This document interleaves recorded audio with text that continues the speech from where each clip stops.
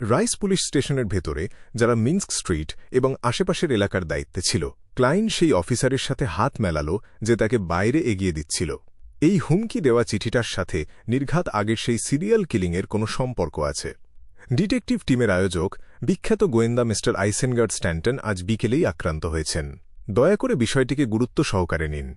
Police officer তার হাত সরিয়ে নিয়ে বলল, চিন্তা করবেন না মিস্টার মরিয়ার্টি, আমরা অবশ্যই আপনার পরামর্শ উপেক্ষা করব না এবং অবিলম্বে উপরের মহলে এটি রিপোর্ট করব। আপনাকে অনেক ধন্যবাদ। ক্লাইন তার হ্যাট পরে দরজার বাইরে চলে এলো। দুটো হুমকি চিঠি এবং সেই সন্দেহভাজন জাইগ্যান্টিক ডেভিল ডগের মনিবের উস্কানি দেখার পর ক্লাইন আর দেরি না করে প্রমাণগুলো নিয়ে সোজা কাছের পুলিশ স্টেশনে চলে এসেছিল কেস রিপোর্ট করতে। সে মনে মনে আশা করছিল যে বিষয়টা যেন দ্রুত ম্যান্ডেটেড পানিশার্স বা মেশিনারি হাইভ মাইন্ড টিমের কাছে চলে যায়, তাহলে সে অফিসিয়াল বিয়েন্ডারদের সুরক্ষায় থাকতে পারবে। যদিও ডিটেকটিভ হিসেবে নিজের পরিচয় ধরে রাখার আর কোনো কারণ তার ছিল না। সে চাইলেই 15 নম্বর মিন্স্ক স্ট্রিটের বাসা ছেড়ে অন্য কোনো পরিচয় আর নতুন বাসায় চলে যেতে পারত।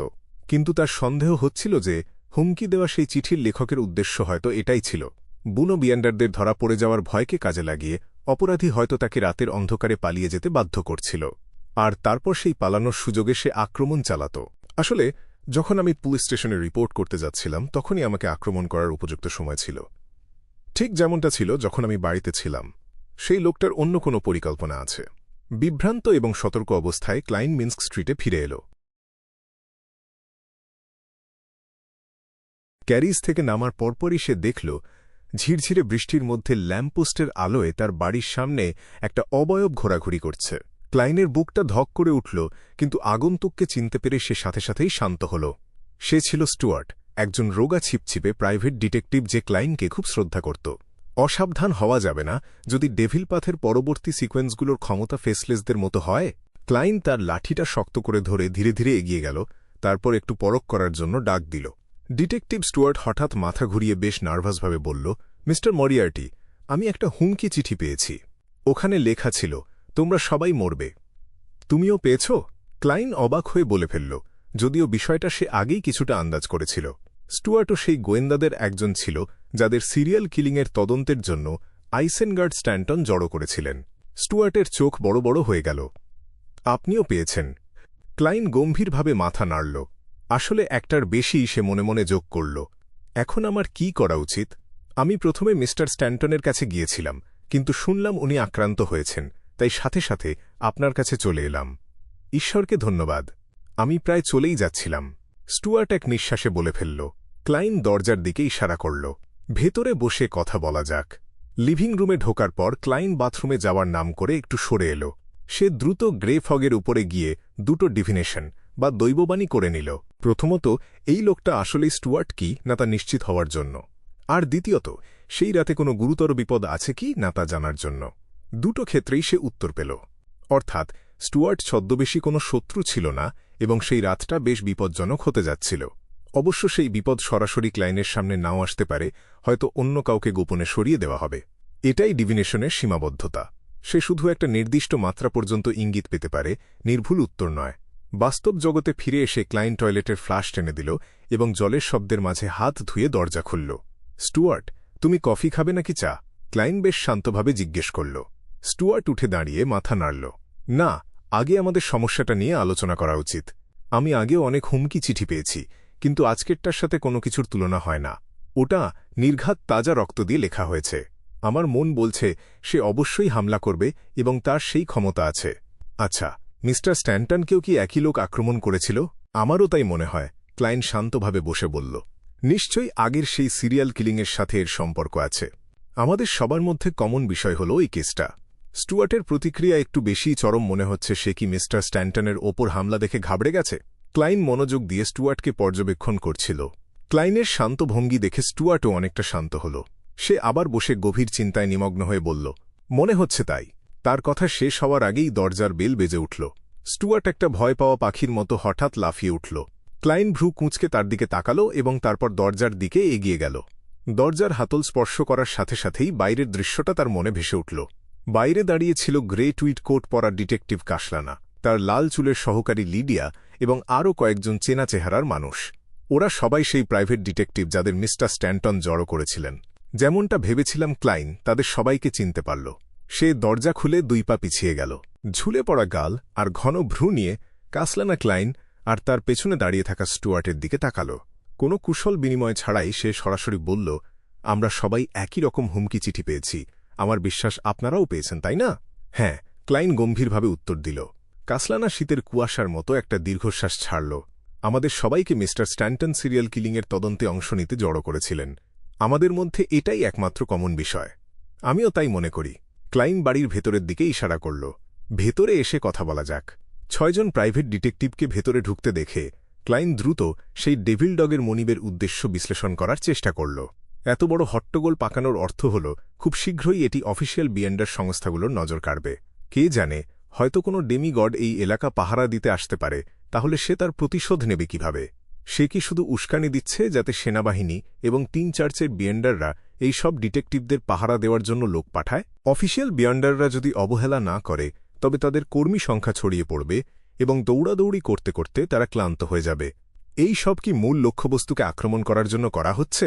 এই প্রক্রিয়ায় সে হয়তো কয়েকজন অফিসিয়াল বিয়েন্ডারকেও মেরে ফেলার সুযোগ পাবে।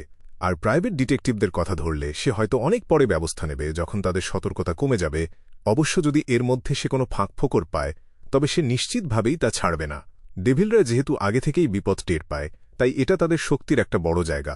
তবে 3 চার্চ, সেনাবাহিনী আর রাজপরিবারের কাছে অনেক বিশেষজ্ঞ আর সিল্ড আর্টিফ্যাক্ট আছে। সেই ডেভিল ডগের মনিব কি এতই নিশ্চিত যে তাকে আটকানোর মতো কোনো শক্তি বা বস্তু তাদের কাছে নেই? না, সে নির্ঘাত এমন ঝুঁকি নেবে না। অফিসিয়াল শক্তিগুলো, বিশেষ করে নাইট হক্স, ম্যান্ডেটেড পানিশার্স আর মেশিনারি হাইভ মাইন্ড অনেক বছর ধরে ডেভিলদের বিরুদ্ধে লড়ছে। চতুর্থ যুগ, এমনকি প্রাচীন 3য় যুগেও এমন ঘটনার অভাব ছিল না। ওই ডেভিল ডগের মনিব বড়জোর সিকোয়েন্স 5 পর্যায়ের হবে। একটু ভুল হলেই কোনো ডেমিগড বা ভয়ঙ্কর কোনো সিল্ড আর্টিফ্যাক্ট তাকে ছিঁড়ে টুকরো টুকরো করে ফেলবে। তবুও সে কেন এমন দুঃসাহস দেখাচ্ছে? নাকি সে শুধু অফিসিয়ালদের সাথে তামাশা করছে আর আসলে কোনো হামলা করবেই না? হ্যাঁ, আর একটা সম্ভাবনা আছে। হুমকি চিঠি ব্যবহার করে সে অর্ধেক লক্ষ্যবস্তুকে এক জায়গায় জড়ো করতে পেরেছে।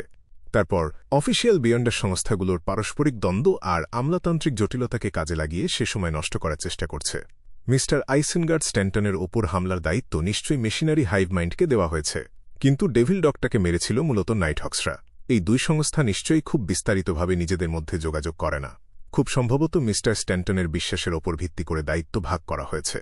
যাই হোক, এতগুলো প্রাইভেট ডিটেকটিভ যারা ভিন্ন ভিন্ন এলাকায় থাকে এবং ভিন্ন ভিন্ন ধর্মে বিশ্বাসী, তাদের এক ছাতার নিচে এনে কাজ করা সহজ নয়। এই মুহূর্তে আমাদের পাহারা দেওয়ার জন্য বড়জোর 2 বা 3 দল অফিসিয়াল বিয়েন্ডার আসবে। খুব বেশি হলে তারা ডিকন পর্যায়ের হবে এবং তারা খুব বেশি শক্তিশালী বা বিপজ্জনক সিল্ড আর্টিফ্যাক্ট ব্যবহার করবে না। এমনকি কোনো ডেমিগড পর্যায়ের বিয়ন্ডারও এত দ্রুত এদিকে নজর দেবে না। আর এটাই সেই ডেভিল ডগের মনিবকে একটা সুযোগ করে দেবে। যদিও 3-4 দল অফিসিয়াল বিয়ন্ডার মিলে খুব সহজেই একজন সিকোয়েন্স 5 বিয়ন্ডারকে মেরে ফেলতে পারে, কিন্তু পরিস্থিতির সুযোগ নিতে পারলে তার পালানোর একটা ভালো সম্ভাবনা থাকবে।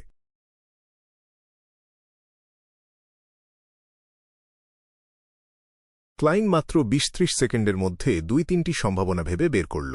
আজ রাতে বড় বিপদের যে ইঙ্গিত সে দৈববাণীতে পেয়েছিল, সেটা মাথায় রেখে সে মাথা নাড়ল এবং লিভিং রুমে প্রবেশ করল। সে সেখানে বসে থাকা বা দাঁড়িয়ে থাকা ডিটেকটিভদের উদ্দেশ্যে বলল, আপনারা কি পুলিশকে জানিয়েছেন? সেখানে প্রায় অর্ধেক ডিটেকটিভ জড়ো হয়েছিল, যারা সিরিয়াল কিলিংয়ের তদন্তে ছিল। সবার পক্ষ থেকে কাসলানা উত্তর দিল, কেউ পুলিশকে জানিয়েছে, কেউ মিস্টার স্ট্যান্টন বা চেনা বন্ধুদের খোঁজার চেষ্টা করেছে। অবশেষে আমরা সবাই মিলে ঠিক করলাম বিখ্যাত গোয়েন্দা আপনার কাছে আসব। ক্লাইন আলতো করে মাথা নাড়ল এবং ইচ্ছে করেই বলল, আপনারা সবাই খুব বেশি ঘাবড়াবেন না। যে চিঠি পাঠিয়েছে সে নিশ্চয়ই সেই সিরিয়াল কিলিংয়ের প্রতিশোধ নেওয়ার চেষ্টা করছে, কিন্তু সে মাত্র একজন ব্যক্তি, বড়জোর তার 1 বা 2 জন সঙ্গী আছে। আর আমরা এখানে মোট 8 জন ডিটেকটিভ আছি, যারা সবাই যুদ্ধ আর গুলি চালানোয় দক্ষ। তবে তাকে আমরা কেন ভয় পাব? তাছাড়া আমরা ছাড়াও মিস্টার স্ট্যান্টন আরও অনেককে জড়ো করেছিলেন। তারা নিশ্চয়ই চিঠি পেয়েছে, কিন্তু হয়তো আমাদের সাথে দেখা করতে আসেনি। তার কথা শুনে কাসলানা আর তার সহকারী লিডিয়া একটু ইতস্তত করল, যেন তারা কোনো ব্যাপারে নিশ্চিত হতে পারছে না। আরেকজন ডিটেকটিভ দীর্ঘশ্বাস ফেলে বলল, মিস্টার মরিয়ার্টি, আপনি হয়তো ঠিকই বলছেন, আমাদের ভয় পাওয়ার কিছু নেই, কিন্তু সে অন্ধকারের এক বিষাক্ত সাপ। কেউ জানে না সে কখন হামলা করবে। তাছাড়া সে হয়তো আমাদের পরিবারের সদস্যদেরও ক্ষতি করতে পারে। পরিবার? ওহ, আমার স্ত্রী না, আমার ছোট মেয়ে। ডিটেকটিভরা মুহূর্তেই আবেগপ্রবণ হয়ে পড়ল এবং তাদের আচরণ কিছুটা অতিরঞ্জিত মনে হতে লাগল।